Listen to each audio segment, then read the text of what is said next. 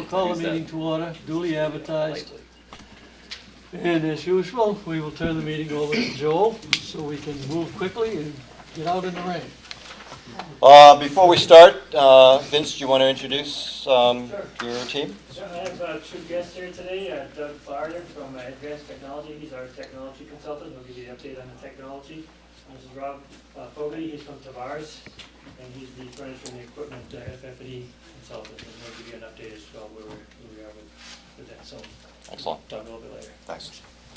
Okay, so our first agenda item is approval of the minutes from our October 19th meeting. Second. All in favor? Aye. And there was a few action items from that meeting. One, I was to follow up with the MSBA on their reconsideration of change request 24, which they had categorized that as ineligible. Matt had written a letter to MSBA relative to that, and the MSBA did reconsider and changed request number 24 to a eligible cost. So that was good news. The second, I was to follow up with Trish and Mike on the wireless ports that the district purchased that may be relocated into the new school. We're going to hold on that before we submit that to MSBA for reimbursement as the finalization of the wireless ports for the new school gets finalized, and so those may or may not be able to be relocated. So we're just going to hold on that for now.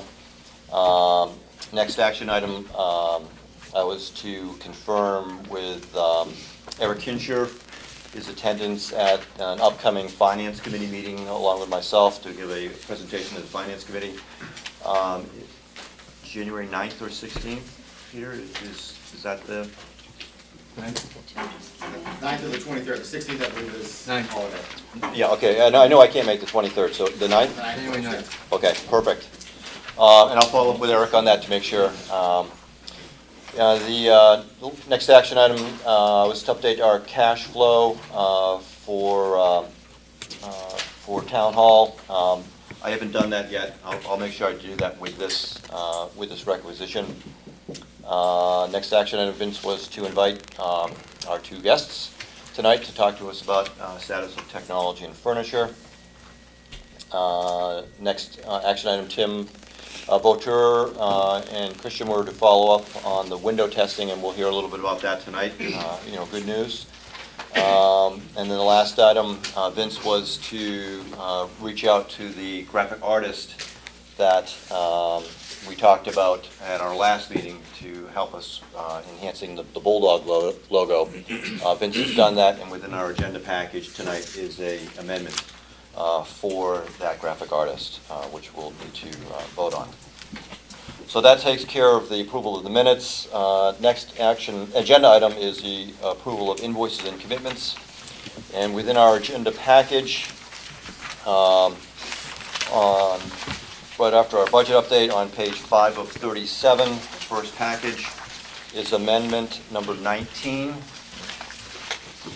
Has everybody seen? Tim, did you get it? I got it. And that is for a value of $4,675 for Flansburgh to retain the services of the graphic artist Weinberg Art and Design to assist in developing the enhancement for the Bulldog logo. That funding, the cost for that amendment number 19 will be funded out of reimbursable propay code, other reimbursable costs, of which we have a budget balance of $165,721. So well within the $4,675 is well within our budget balance. We would need a motion. Make a motion to accept design amendment number 19. Second.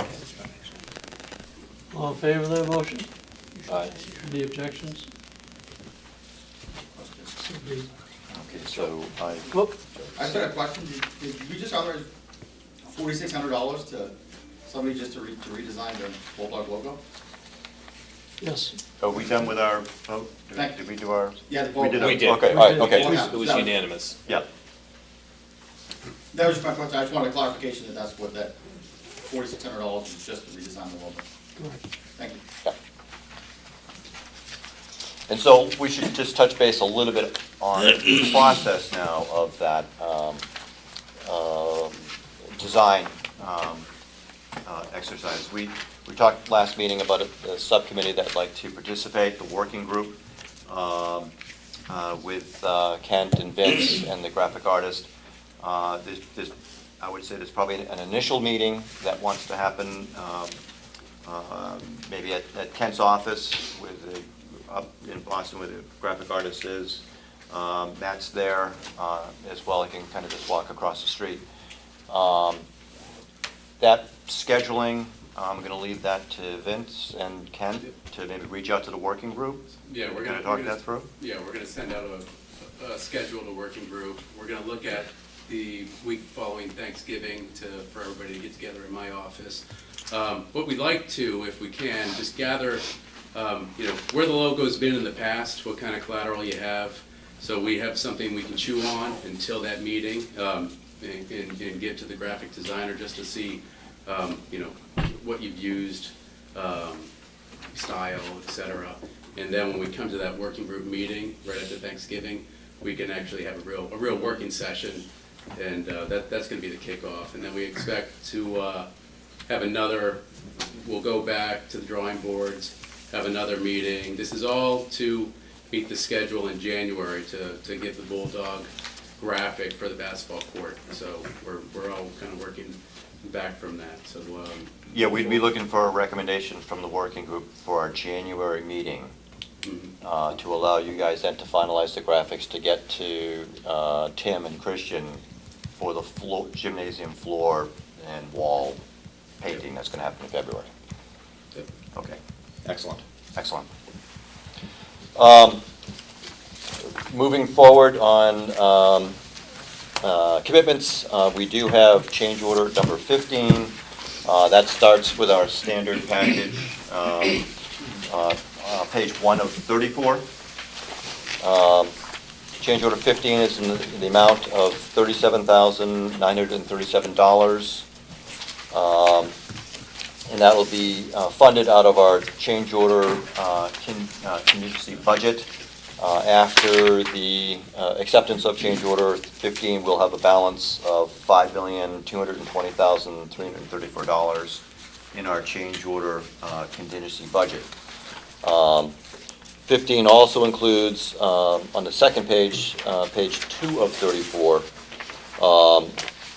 contingency transfers in the amount of $49,638. After such transfer, we'll have a balance in our GMP contingency of $2,370,636. And it does include one allowance transfer. And after that allowance transfer is executed, we'll have a balance in our allowances of $285,586. Apologize for having the pages numbering run over our numbers down there, but I hope you can see the allowance budget. Okay. So I'm going to pass it to Vince. Vince, you want to walk us through change order 15? Sure, okay. On change order 15, the first, it's on page 3 of 34, so it's the next page. Allowance transfer 44, this is for, again, this is as preparation for winter conditions. They're going to provide some doors that are going to allow them in and out and protect the building. And so this is, again, some transfer for that, $2,000, $2,064 for that. Change request number 31 is for credit for the electrical conduit in the CMU. So again, this was early on, we had site contractor put in electrical work in the CMU walls and building B and so forth. And so this is a credit from the current electrical contractor for the work that was previously done. Change request number 119 is to add a gun box for the school resource officer. Again, this was more or less a FF&E item, but we're going to build it into the wall, so it's small box, 12 by 12, that fits into one of the offices at the administration area. CR 124, corner guard modifications. Again, we own some corner guards, but in order for it to fit over the plastic laminate panels that we have, there has to be some slight modifications to them to actually work. And so the cost for that is $1,927 to modify a number of corner guards. Change request number 132, relocate plumbing fixtures within toilet 1C139B. Again, this is a question of some accessibility, a little bit better accessibility, and as a result, we moved the toilet and a sink from one wall to another wall, which required us to add another chase wall to the wall that we're adding the sink and toilet to. And that was a cost of $1,134. This change request number 136 are for changing tables. 5 changing tables that were installed in various bathrooms around the school. That's for a cost of $6,000.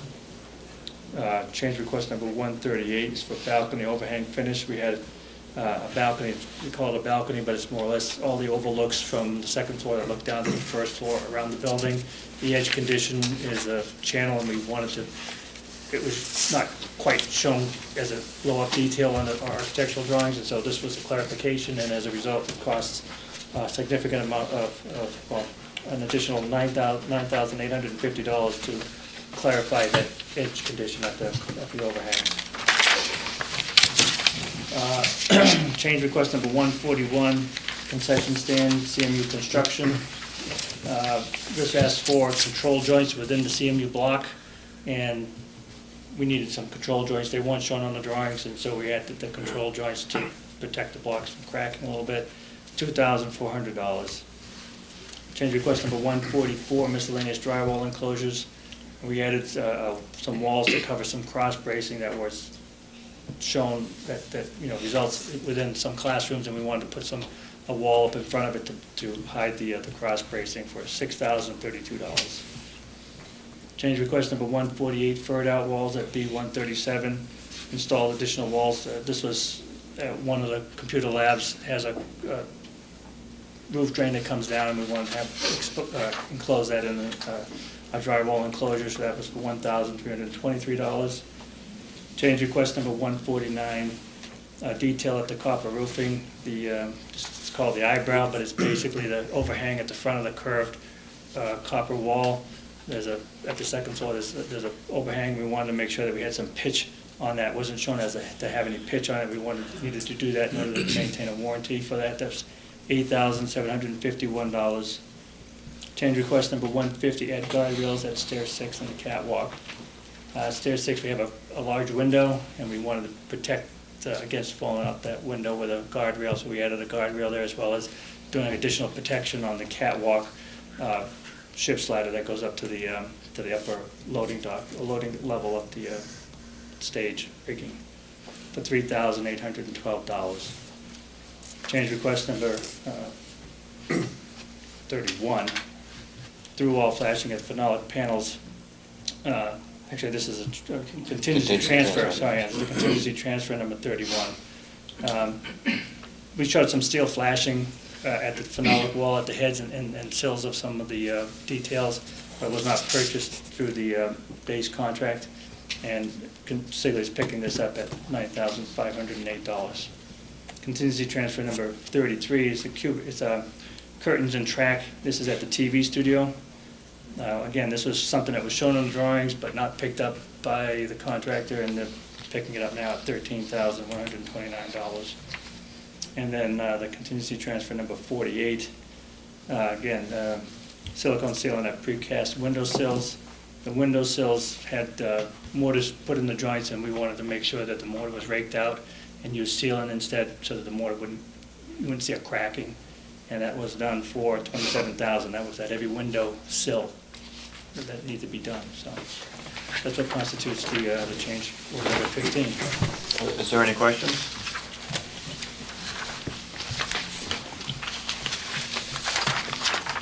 Do you have a question, Kevin? Yeah, 2 questions, I guess.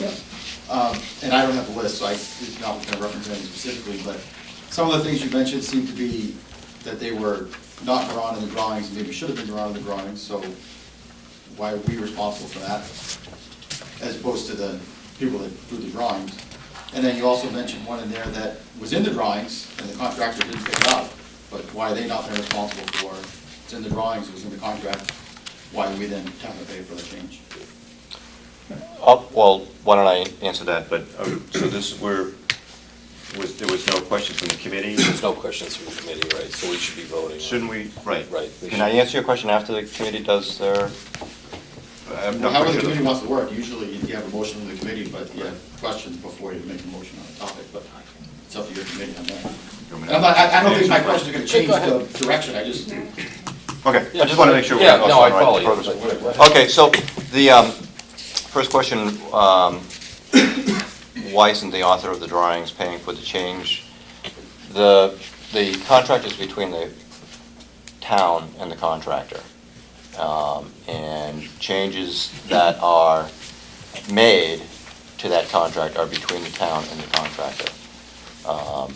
The architect's drawings depicted a certain amount of work. It's not expected that there would be zero changes or issues relative to those drawings, depicting a two-dimensional drawing to a three-dimensional built environment. And that's why we have a contingency. And the extent of changes that have been incurred by the town to date are well within any industry standard for that set of drawings. Second question is, why isn't the bidder responsible for a change if they missed it on the drawings? These items are related to the GMP contingency, in which within the overall bid, there's a contingency that the contractors provided to the town to address items that were not procured specifically by the subcontractors. And so as the project gets built, we have set aside a GMP contingency amount to handle such instances of where the procurement of the work just wasn't done yet. And that's what these two items were about. So, Does that answer your questions, Kevin? yeah, it's an answer to that. Okay. Okay, so we had a motion. Motion We didn't to take the vote on accept that. change order 15 as stated. second. We have a second? Second. Second. All those in favor? Aye. Unanimous. With change order 15, we do have budget revision, excuse me, number 23, which is at the end of our change order package. The standard budget revisions to reallocate the funding that's in a owner's construction contingency to the change order budget. So budget revision number 23, which starts on page 27 of 34, is to reallocate $37,937 from our construction change order contingency to the construction budget.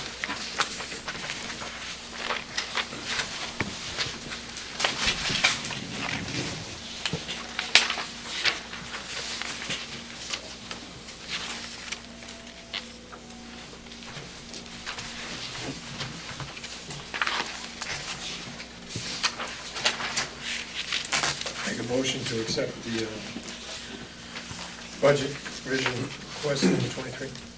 Second. Any questions on that? All in favor of that? Aye. Budget revision request number 24, which is immediately after that one, starting on page 31 of 34. That is to reallocate the allowances and the contingency transfers to the appropriate subcontractors that are contained within change order 15.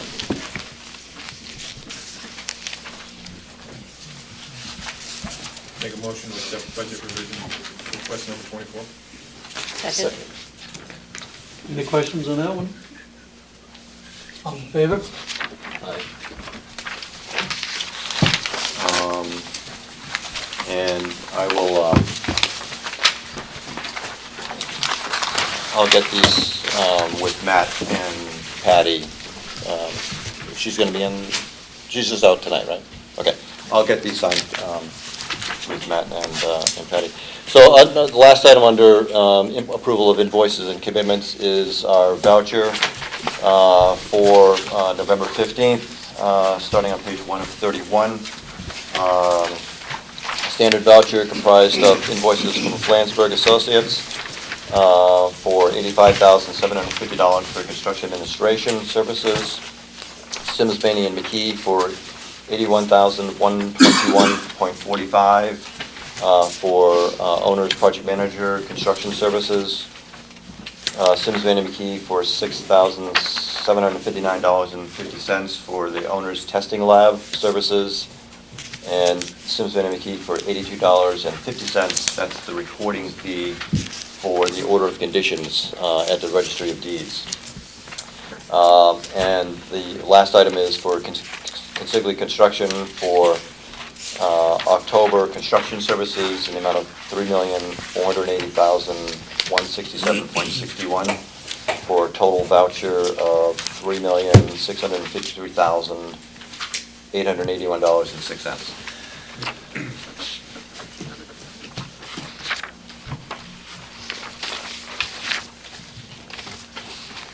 Motion to approve the invoices. Second. All in favor of that? Aye. I'll pass the voucher around for signature.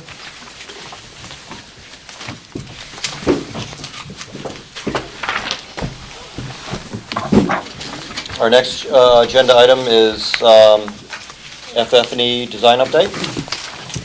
Vince? Yeah, I get Rob Foley from Tavares, going to go over the update for FF&E.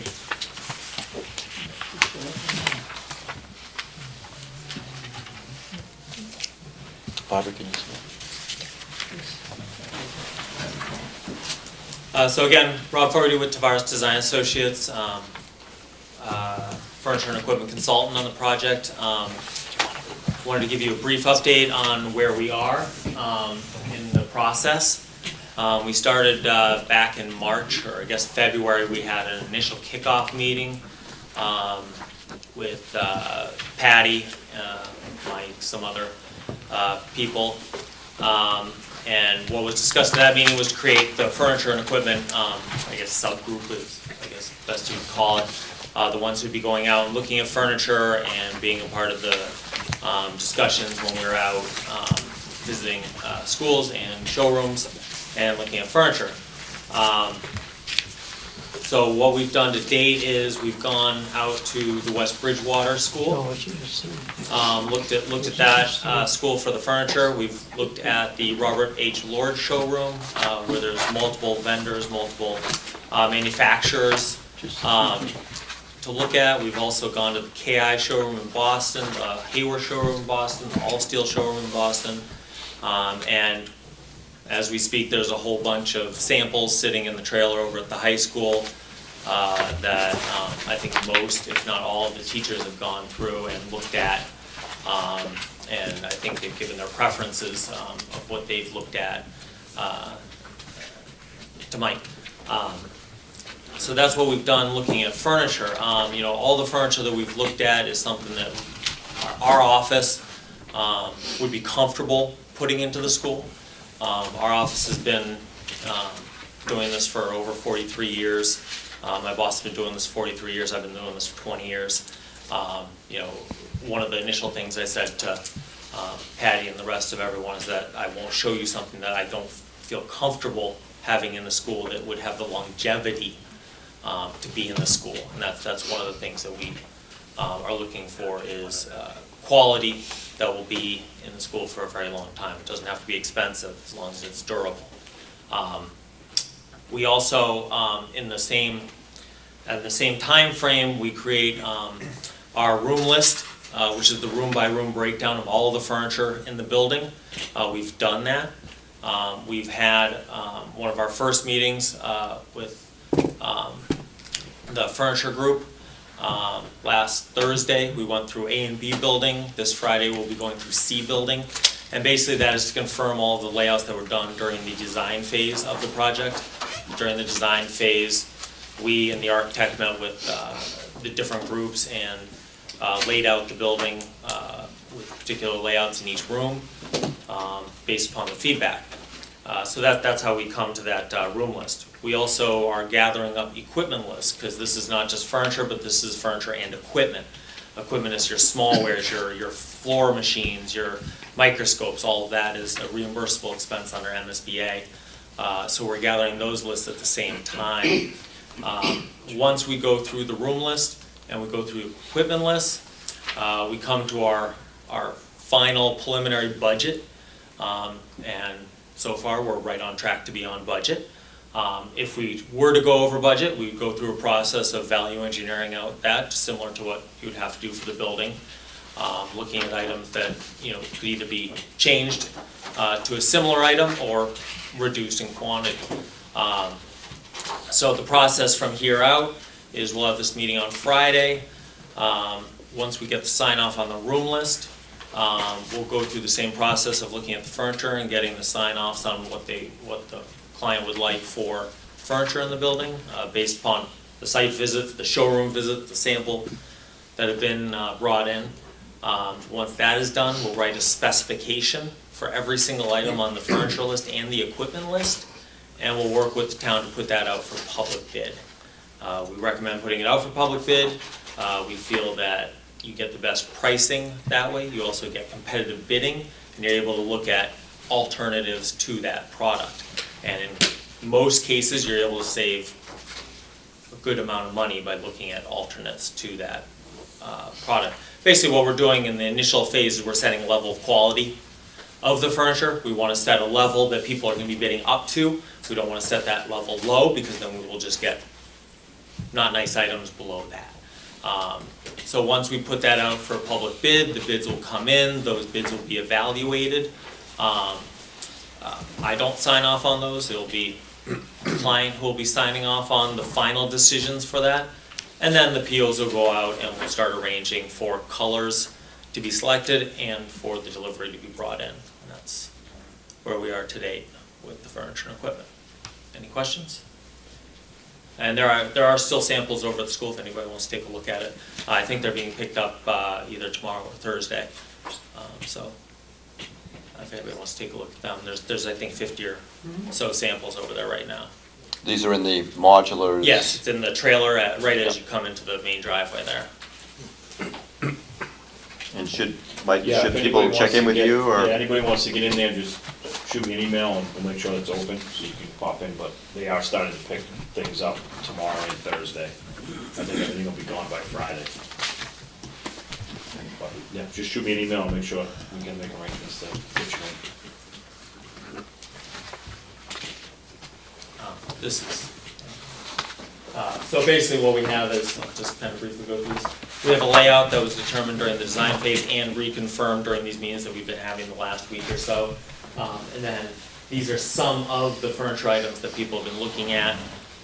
None of these are finalized at this point, but these are some of the items that, as we've gone through it, seem to be getting some very good feedback from not only the furniture group, but also the teachers that have been reviewing the furniture in the trailer. So this goes through pre-K rooms, classrooms, and one of the things that we do during this is as they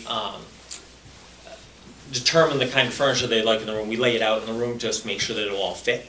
Because one desk is not always the same size as another desk, so we want to make sure that we have all of our clearances for handicap accessibility, and it's comfortable within the room itself. So we go through media center, classrooms, cafeteria furniture, high school and elementary cafeteria furniture, breakout spaces, and so every space is covered within the building.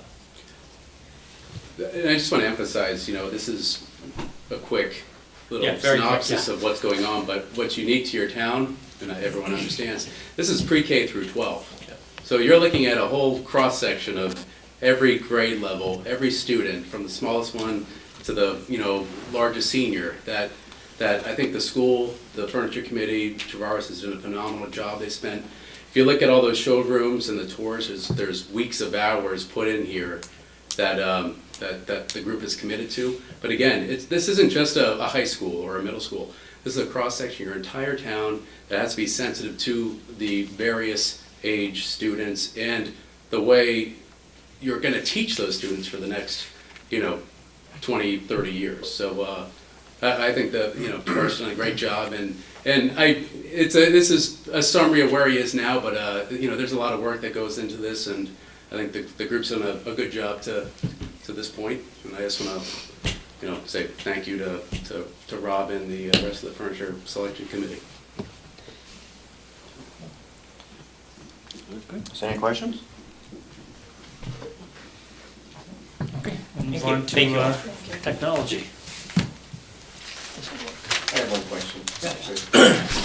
So on the furniture, it looked like some of that was, what's the upholstery? Is it all like really cleanable materials? Yeah, there's actually been quite a bit of discussion about that during the working group. Any place where students are going to be, and I'm going to say this in general, because there are obviously areas where there'd be fabric and that kind of thing. And really, when we talk about fabric, the discussion has been vinyl, not fabric itself. A very cleanable surface with a high abrasion rub count for those spaces, like those breakout spaces in the high school area. If we go with lounge seating in there, it would be a vinyl, not a fabric, something that is easily wiped down versus something that would have to be shampooed, that type of thing. Any space, even in the teacher's dining area, we've talked about a solid plastic or wood chair versus something that has upholstery on it. Because you got spills and all that other stuff, and you want to have a very cleanable surface. So we're definitely, the committee is very conscientious of making sure that everything is very cleanable and vinyl, this is going to be a little minutia, but a fabric typically would have about anywhere between an 80 to about a 200,000 double rub count. A vinyl is going to have 1 million double rub count. So, by going to a vinyl, which there are lots of vinyls that don't cost any more than fabrics, you're getting that durability that you don't get with the fabrics. Okay, thanks. Yep. Okay.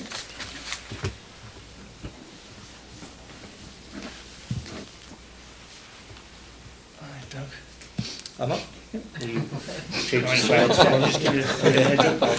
Hello again, Doug Faria with Advanced Technology Design. I've been working on this project pretty much since its inception on the technology side of things. I have also worked with Rob for many years on a number of projects with Flansburgh and with other architects. There's a lot of coordination that needs to occur, obviously, between the furniture side and the technology side of things. So, in fact, we have a meeting with the owner, with the technology and furniture group this coming Friday, Yep. I think, just to kind of cross the T's, dot the I's, and make sure that we're on the same page. So what I'd like to do is just broad stroke of the brush in terms of where we are, what we own from a technology perspective, and where we are from a planning standpoint with regards to what we intend to buy as part of the technology equipment package. So there are two portions of our scope. We have what's built into the building, what I like to call technology infrastructure, and then we have on the equipment side of things everything that's kind of outside of the walls, if you will, student devices, loose equipment, things that are going to be used from a technology perspective, much like furniture, much like the furniture is used. So what I want to do is just give you a brief overview of what's owned under the base contract right now, what we intend to purchase with the technology equipment funds that are allocated for the project, and then the process moving forward. Go ahead, Vince. So included in the base contract right now, we have, I'm just going to kind of glance over these real quickly. I'm happy to answer any more technical questions if anyone has them afterwards. Cabling infrastructure, the cabling for voice and data that's required, Cat6A cabling going to all of the outlets and the jacks and those types of things. It's all base contract. We own network switch electronics. The best way to look at network switches are kind of like electrical circuit breakers on the end of electrical wires. That's the best way I like to describe it. So what's back in the closet to activate all these cables is currently owned under contract. Go ahead, Vince. We own a telephone system. It's a voice over IP system. It's an NEC 9300 VoIP and voicemail system. We own an IPTV system, which is essentially going to cover digital messaging throughout the facility. There are a number of screens, much like, very similar to this one, and a few smaller ones scattered throughout the facility for cafeteria menus and those types of things, video announcements. So that IPTV system handles all of that. And there's also an ability to broadcast cable television channels over the data network, and that's all done as part of that IPTV system. We have classroom audio systems. Each and every classroom has an enhanced amplification system. There'll be a speaker in the ceiling. That's it, essentially right there. That'll be sitting in the ceiling grid like this one. There'll be a couple of wireless microphones, one for a teacher and one for a student to use in every classroom. There'll also be a wireless adapter, if you will, that you can connect another audio source and connect to that speaker.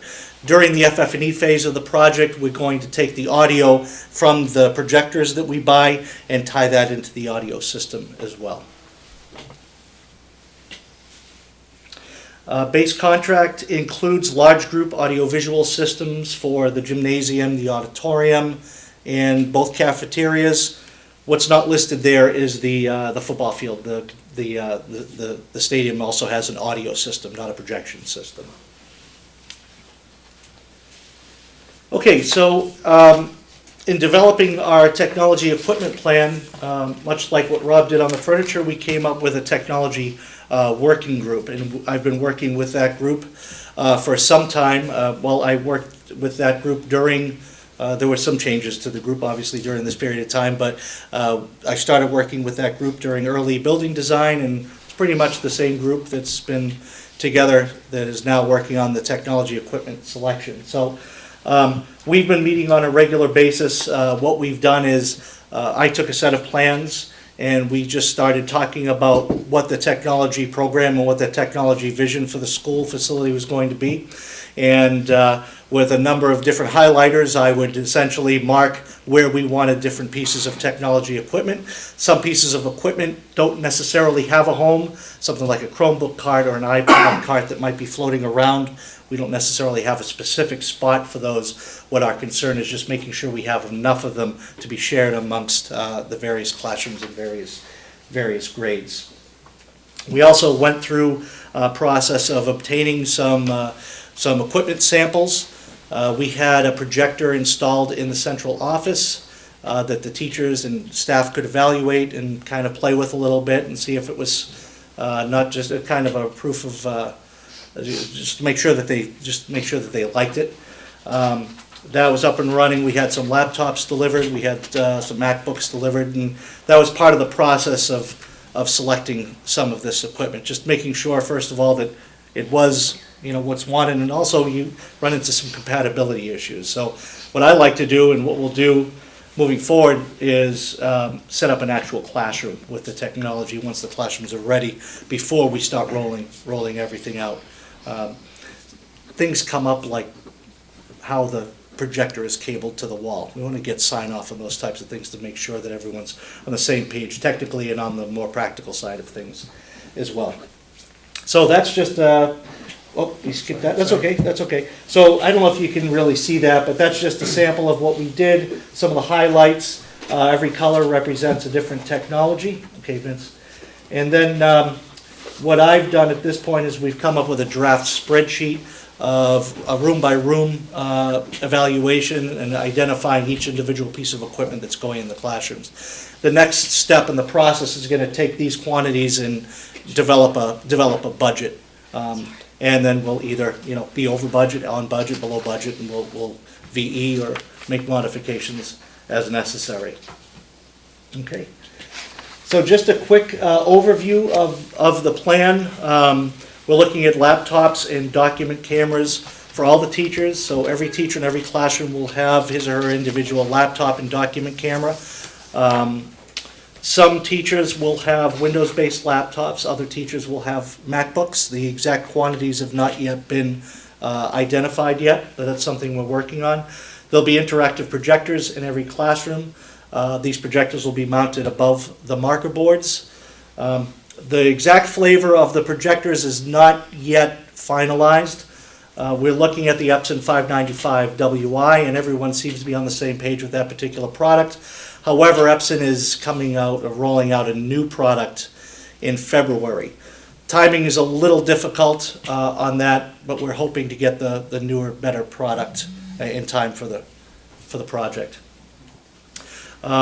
Grades 6 through 12 will have one-to-one Chromebooks, so every student will be equipped with their own Chromebook. There'll be a combination of Chromebook carts and iPad carts for the lower grade levels. And then there'll be several areas, some of the lower grades in robotics. The media center will have fixed computer workstations. Printing will be centralized primarily. There aren't going to be a lot of small LaserJet printers. There'll be some specialized printers, such as we're planning to purchase a couple of 3D printers, a 3D digitizer, those types of things. But other than that, all of the printing will be centralized, and we've identified all those printer locations at this point. And then there'll be wireless coverage throughout the facility. So next steps, we need to finalize the quantities. We need to also develop actual specifications. We know that we want to teach a laptop, and we're looking at an Acer product, but I want to finalize the processor speed, the hard drive size, and those types of things, and that's kind of where we are right now. We have some quotes on server technology and firewall technology. Working on the wireless, we're evaluating a couple of different options on the wireless, as Joe alluded to a little earlier. Projector technology I mentioned, and of course the budget. Budget's big at this point. I would imagine we'll have a preliminary budget sometime next month, and have that finalized at the beginning of the year. As far as the moving forward, the procurement and the schedule, Apple's easy. There's only one place to buy the Apple equipment. Projector technology, the projectors will be, we'll prepare an RFP for the classroom audiovisual technology. We'll send that out to several state contractors for proposals. We'll make an educated decision based on price and qualifications when those proposals come in. Servers, we have pricing from HP. We're waiting for pricing for Dell right now. What we've decided to do is go directly to state contract through a company called Okers, who's actually working on this project already on the audiovisual equipment in the large group spaces and the classroom audio systems as well. We're obtaining quotes from them on the network. They're also providing all those network switches in the closets. So we want to try to keep all of the network-based components under the umbrella of one vendor, so that there's one responsible party for all of these network pieces. So we should be getting pricing from them on the remaining parts in the next couple of weeks. All the other devices, the loose equipment, the Chromebooks, more importantly, or as importantly, the installation and configuration of all that technology needs to be procured as well. So that will be part of the RFP process. I imagine awards and purchase orders will occur sometime the end of the first quarter of next year, and the installation will coincide with substantial completion of the building. We don't want technology installed until we know that the building's ready for it and the furniture has been equipped as well. So, any questions? Well, video equipment, stuff like that, i.e. for the studio or the TV studio equipment. So the provisions that have been made for the TV studio are essentially cabling from camera locations back to the server room. There's been some discussion about moving those terminations and that rack from the server room to the control room. We've put together some sketches on that, and that's in process at this point. Other equipment, we're not planning on buying any other TV studio equipment. That's the only equipment or only things we're purchasing to accommodate that program. So where does the training for staff fall? Does that fall in your budget, or is that somewhere else in the budget? Training for all of the equipment that's being purchased Yeah. would be provided by the vendors within their quotes for that equipment. Training for the base contract work, the infrastructure, the intercom, et cetera, that's all part of Consigli's contract. Similar, same consultant engineer, but, and sometimes similar vendors, but there's a line between Consigli being infrastructure and the equipment vendors. But each one owns their component of training. So we feel confident that between those two, the training will be sufficient for the staff? Because that's a lot of new technology. It sure is, yeah. I mean, it's good news, bad news. The good news is you're buying $1.9 million worth of technology. Yeah. The bad news is you're buying $1.9 million worth of technology because it needs to be maintained. You need to develop those kinds of training and staff development that's going to be necessary to make sure that it's implemented in the curriculum when we're gone. And that's very important to us. We want to make sure that your investment works for you long-term. So we do work in a substantial amount of training into the specifications in the RFP documents that we'll provide. So a typical classroom setup is going to require some training. Other things will as well. But that training will be built in and provided by the vendors that provide the equipment. And sometimes it's videotaped. Oh, I would always recommend it be videotaped for future reference, yes, yep. But the vendors will videotape it for you. Or maybe Zach will show up, you never know. Yes. You mentioned that you chose Okers off of the state contract. Were there other vendors on the state contract that could have done this work as well? Yes, but we're only talking about a very limited scope here for Okers in this scenario. We're talking about the servers and the firewall and the wireless. So the network component. And the reason we went with Okers was because they're already working on the project. They are providing all of the network switch electronics right now. In discussing this with Patty and with George, it would be ill-advised to have one vendor providing those network switches and have another vendor try to step into the role and try to parlay the rest of the network onto such a significant part of the network that's already being provided. Now, we've done this hundreds of times, and we have the ability to make sure that you're getting the right pricing that you should be getting. So that was the thinking behind it. What made you choose Okers in the first place for the first part? Was that also out to bid, or? That was publicly bid, yep. So there are The base some. building was bid. And those folks chose who it was, because I've worked with Okers in the past, and historically, they're expensive. Right, but the original procurement of Okers was through the competitive bidding under the base contract. But I'm just afraid once they have us and they know that they're the only ones getting the next bid, it would bother me. It bothers me a little bit because I've worked with them in the past. But explain the state pricing, It'll be the very state. expensive. Yeah, no, the state is contract. very stringent in terms of what their pricing is. Where you see some deviation is not necessarily in the hardware, because what they're doing is they're getting quotes from Dell and HP, and they're just turning those prices right over. Where you see fluctuations in pricing is not necessarily on the hardware. The hardware is to a large extent a commodity now. It's in the installation and the integration of said hardware. As I said, we've done this many times. We've bid all of this equipment publicly. We've gone through the RFP process of state contract. We know where the pricing should be.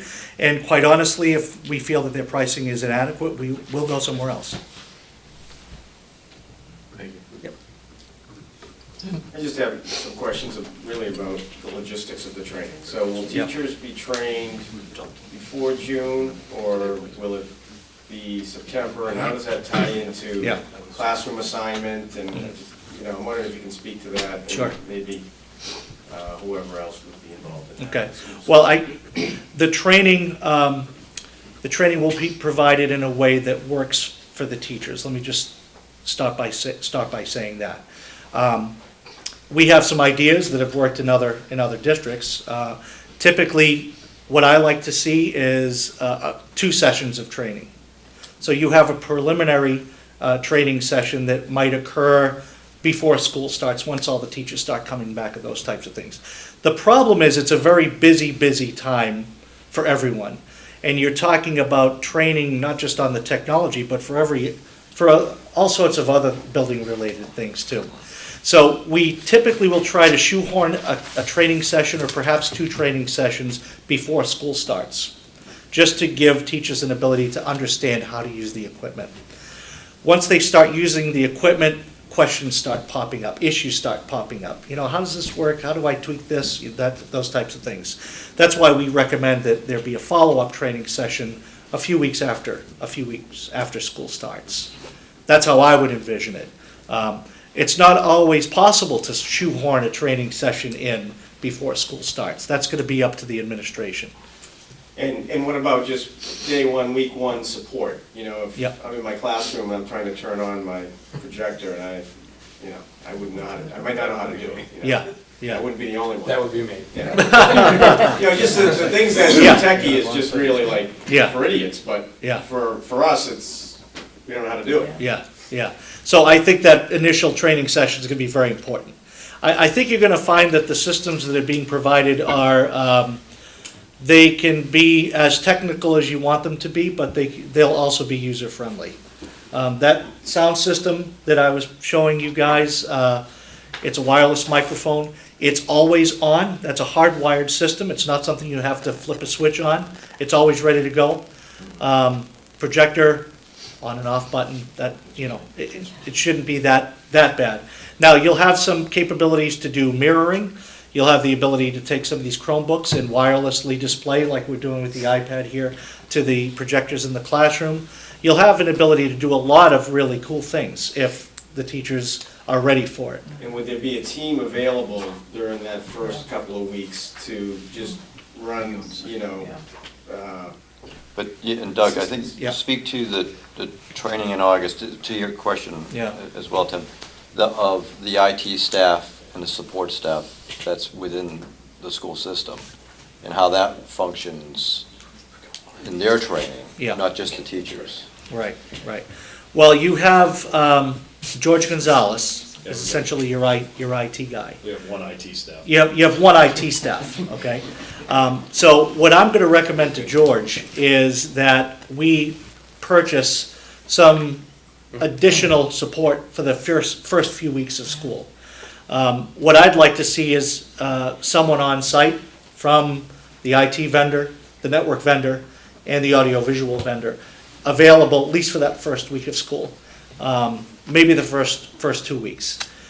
Districts where you have a more robust IT department, you wouldn't necessarily need that, but because it is George trying to manage everything, I think that would probably be beneficial to him as well as the staff. And that would probably reduce you'd still need some training in September, but it would reduce the demand. I would almost look at this as a separate item Right. from the training. I think just to get everything running, the first 30 days of these systems coming online are never flawless. There are always compatibility issues, there are always software updates on Windows that somehow didn't get onto the image, and now things aren't working, and we've got to download things, so it usually takes, we've got some projects, where are we, in November? We've got a few projects that opened in September that we're still kind of ironing out the wrinkles. So it's a long process before the torch can really be handed off. But I would say the first few weeks are going to be important, and I would probably recommend that we do have some IT support on site for George during that period. So- Good. And that's just the teachers. We also have 1,100 tablets / That's right. Chromebooks. Yep. And, I don't know if the issuance of those, how that plays in, again, the logistics of, you got 1,100 of them, you're issuing them out, what's the replacement policy? I mean, are these things that are recommended up front, or is this stuff that the school district will just have to work its way A through? lot of this is gonna be policies and procedures. We're gonna get the equipment there, and we're gonna get things running. Those types of things are really questions for Patty and her staff. Well, you say you're asking them to purchase more help. Why wouldn't that be in the RFP, for that to automatically happen, for people to be on site the first 30 days? Yeah, that's But that's what what Doug is that's what I'm saying. suggesting. Oh, because he said he's gonna ask them to. No, purchase it would be more within the, Over and above, it should be part of the it would RFP, be within that the X number of package, people. yeah. Yeah, it'll be included with what we buy. Yeah. Yeah, most vendors will supply some form of cheat sheets, documentation. I mean, as part of the RFP, or their response should be, or our request should be that each classroom has, even if it's on like a little ring, 10 different steps to use 10 different things. At least someone will have that right away in the beginning. And some of it, it's really that simple. It's just something they haven't used before. Yeah. So that's what we've done in the past where I work, is that we've actually provided those at the lectern. It's a great, yeah. Just a checklist, and they're small, and they come Yeah. on a little key ring, so Right. depending on the technology you're using, Right. you have a key ring. Right. Yeah. You can But also the do it vendor on your, did it. you The can also do it on vendor- your website, have it available. Yep, we have those it, types we have of it on the things. website for Yeah. them to see ahead of time, but the Yeah. vendor actually made those as they did the install. Part of the commissioning was that they provided a checklist wherever they put the equipment. Right, if you can't access And the then- technology, having it on the website isn't quite as helpful as a little You cheat sheet can't get onto that. to get you access. So what about technology training for other areas like food service? We're going to a swipe card system. Does that fall under the technology piece? Yeah, The yeah, we're point of looking, sale? yeah, we're looking at some point of sale equipment, right now. And, we're evaluating either a cloud-based system or a server-based system. Looks like it's probably gonna be a cloud-based system, but we would purchase training with that system as well. Okay. And custodial and maintenance, will there be technology training needed for them as well? For the security There might be system? with the building management Yeah. system, Yeah. but that's And probably that's already most owned. likely on Yeah. the base, Yeah, the so base we'll, building infrastructure side. yeah, The we'll- building management system, the security system, the lighting control system, energy management system, all of that would be food through. service equipment, Consider. right, yeah, everything. So we put a training schedule together, that's all, videotaped, if you will. Typically, that goes through Mike and whoever he wants to attend, right, that training, and then he has like a DVD after the fact. So, It's great, all the training questions are great, because that's such a critical component of this. I'm just thinking of systems off the top of my head. Joel just mentioned security systems, that the security systems themselves are gonna require a significant amount of training. Auditorium, audio-visual system, I'm just thinking of the things that are within my purview. Lighting, everything. Right. Lighting Yeah. control Right. system, Absolutely. yeah. And that's extensive, and Yeah. to be honest with you, we're gonna have the training, and then he's gonna have 1,000 questions when school starts, so, I mean, the good news is that we're actually not going anywhere, right? So we have that second phase, so our subcontractors will actually be finishing up punch list, we'll still be here, so we're gonna kind of be around to deal with those questions. Not only that, we're talking, this training's gonna start in June, right? Yeah. So you got June, July, and August. Yeah. Well, do you have July and August Well, for teachers? Right. well, The that's- The teachers is a So little you bit. really don't have, True. Yeah. So how many days training are you thinking that you'll need for the teachers before school opens? One day? No, What do you well, think? no, I mean, it's really gonna come down to what their availability is. We can purchase whatever we want. I mean, I would imagine, you can't have them all in the same room at the same time. Usually you stagger the training sessions. You fill a class with teachers, you have one training sessions, maybe you have 4 or 5 in one given day, and you split it out over a few days. That's what I would envision. And then that follow-on training would occur after school And starts. the longer it is, the less they retain. Yeah. I'm not, it's when they get in and start That's using it is when Yeah. you're better off having someone there, when they're applying, their teaching to the technology is when you I really. agree. Yeah, I mean, anything more than a couple hours. I just think you want the teachers to come into the classroom with an ability to plug his or her laptop into the wall Yeah. and show it on the projector and run the audio system. Outside of that, you know, I think it's gravy up until that second training, second So, training. I And then think- staff development and curriculum development is that's another issue altogether. You know, what are you gonna do with the technology, once you know how to use Oh, it, yeah, you know? yeah. So how many hours are you thinking you need? I'm thinking of this from a budget standpoint. If we have to bring teachers in Mhm.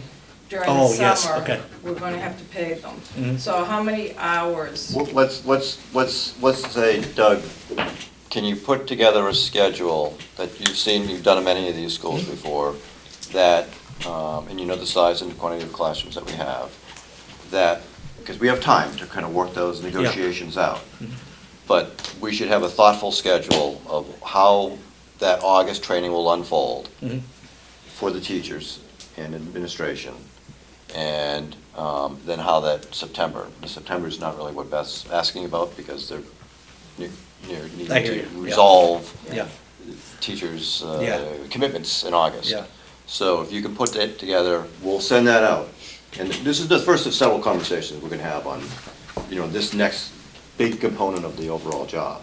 So, and just so you know, our budget is due to the town in December 25th. Our preliminary budget, and I know it's Okay. preliminary, but I'm just thinking about it in terms Okay, of all building right. our budget. So that would be. Well, what about a day, I mean, could we do a day after they're back? What's the window of opportunity We do have a between the day time that we get everybody together, Right first day of before school for school. teachers. Yeah. And everybody comes to the high school and we have meetings. We could probably fit it in at least one training that day. Or just have a day of It doesn't training, affect- it doesn't multiple affect the budget. sessions? You Would can that do do it? training videos too, though. I mean, they're 5-minute chunks, they're little Yeah. learning objects. You can say this technology this technology that, and you can require them to take it prior to that and come with questions too. You know, because a lot of them, it really is, plug it in here, do this, do that, and then you go, and, because we do a lot of offline training, and then we bring the questions online and go from there. Because, I mean, I don't think one day will be enough. Right. I think something has to either happen after or before. But let's have Doug put together, you know, for this size school, what you've seen in the past as far as the quantity of hours per Yeah. teacher in the August timeframe, as soon as you can. Sure. And then send that, you know, to Vince, send it to me, I'll send it to everyone. And then you can use that to interpolate what you may need to do just to be able to start your budget development process. Would there be no budget impact if we did it after the teachers are back? I imagine that would be the case. But don't approach it from that. I think just what you've seen in the past. Okay. Let's then get the information. Backtrack into that, okay. Yeah. I think it's a valid charge to the project. Yeah. Is it not? It could be. I think let's, Yeah. step by Yeah, step, that's we a good need point. to. You gotta train them on it. It's a new Right. school, we're charging the equipment. I don't know. It's a training part of the. Okay. Yeah, they should take into consideration, like in August, a lot of teachers are on vacation there, all over the place. Are they gonna come home for a one-day training? Probably not. Well, yeah, but if a schedule was set up in advance, Yeah. then Most people But, would if they they'll could. be flexible, right, And people if- will Well, be to the flexible. point too, you don't want to start this too early, so you certainly don't. Right, you don't want them to forget. In Well, early you August. guys- yeah, It's a yeah. couple days before school I starts. don't wanna beat it to Great. death, but you know, the other thing is, what do the teachers actually need to be trained on? Everything? From on the technology side? How to use the projector, how to use the audio system? Right. Yeah. Now, the audio system is under base contracts, you already own training on the audio system.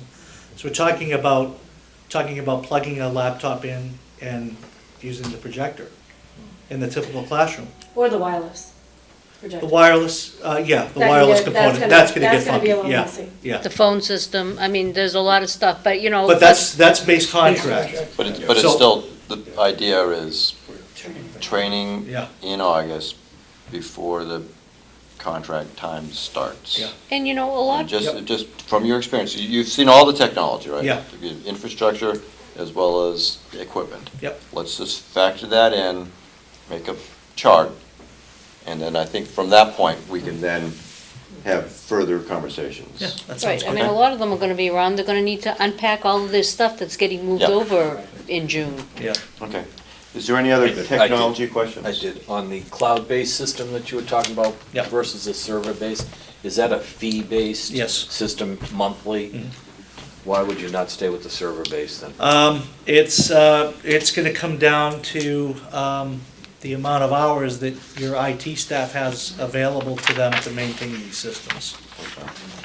Cloud-based systems are pretty, Complete. yeah, I don't wanna say maintenance-free, but it's not the same as having a server that you have to maintain and keep running. Will you see the difference in those numbers at all, anywhere? I'm actually putting that together on the wireless right now. I'm in the process of doing that. And that was asked during that was asked a question based on, was it server and or cloud-based? What did they want, yeah. Yeah, yeah. So they did So, ask that question. I asked that question early on, and George is looking at as much cloud-based services as they can. I would as they can understand do. why Yeah, George would be yeah. saying that, Yes.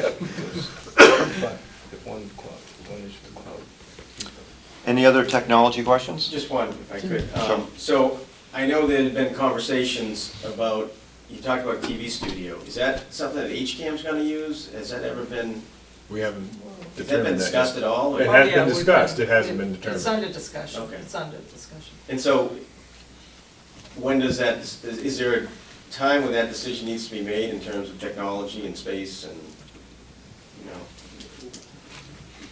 I guess at one point, there has to be a deadline on it. I mean, in order to, if I mean, we're is there gonna an purchase allocated anything space? for it, there'll have to be a deadline based on that, so they can Right. get it up to bid. But some of those costs would be coming from HCAM. Some of them would be occurring. The TV studio, the video lab as it exists is part of the curriculum. It's part of the school project. So the